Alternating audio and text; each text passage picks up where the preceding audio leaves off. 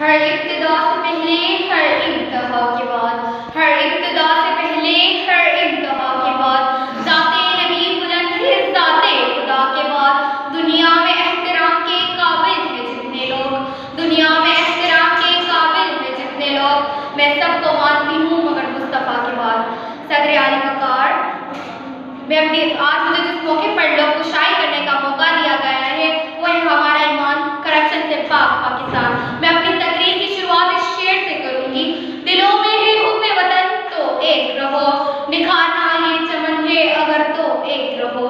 दीमक की तरह खा रही है इस मुल्क को करप्शन, दीमक की तरह खा रही है इस मुल्क को करप्शन, मिटाना ये नासूर है अगर तो एक रहो। सदर आली वक़ार, ये वक्त अजीज पाकिस्तान